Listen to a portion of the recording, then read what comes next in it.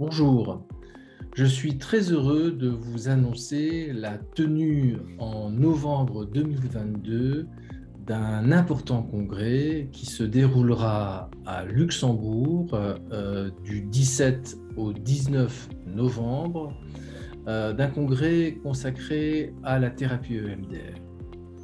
Le titre est explicite, l'EMDR en héritage.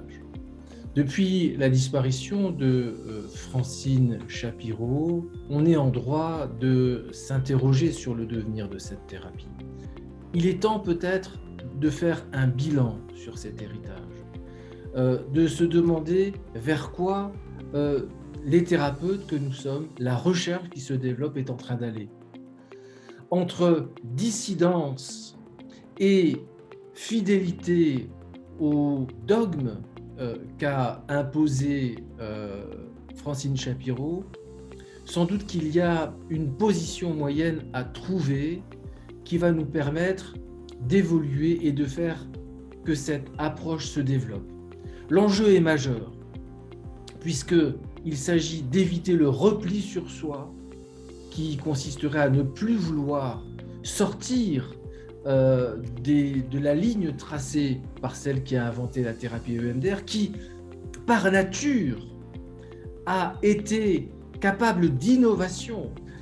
Il nous faut avoir une position à la fois d'ouverture, mais à la fois une position de rigueur. Et je pense que c'est là l'enjeu et l'avenir de la psychothérapie EMDR. Les défis sont énormes. Ce congrès qui réunira des proches de Francine Shapiro qui nous viendront des États-Unis, je pense à Robbie Danton par exemple, à Andrew Leeds, Isabelle Fernandez qui représentera l'Europe sera également présente. Donc de nombreuses personnalités de l'EMDR dans le monde seront présents, soit à distance, soit physiquement. Les interventions seront traduites de l'anglais vers le français et du français vers l'anglais. Donc, chacun pourra comprendre largement et aisément les interventions des uns et des autres. Il s'agira donc de faire le point, de prendre quelques instants et de nous demander de quoi nous sommes les héritiers, les porteurs, et qu'est-ce que nous allons en faire. Et la question de l'avenir se posera, les défis à venir, les nouveaux objets. Nous aborderons bien entendu la question de la prise en charge des enfants, des familles, qui est une perspective non pas nouvelle, mais pleine d'espoir et pleine d'avenir. La question de la prise en charge des personnes âgées, qui est encore trop peu développée dans notre champ d'activité et qui mérite d'être investiguée. Également la question de la santé, qui reste un champ extrêmement important sur lequel il va convenir de se positionner. Et puis la place des nouvelles technologies. Comment dans 10 ans on exercera la psychothérapie?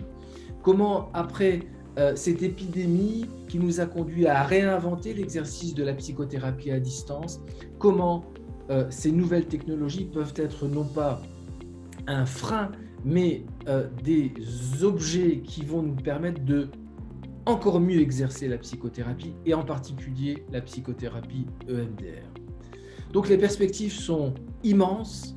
L'enjeu est immense pour nous et puis ce sera l'occasion, après toutes ces années à nous voir à travers des écrans, de nous retrouver. Aussi, je vous invite à vous inscrire et à venir nombreux à ce congrès.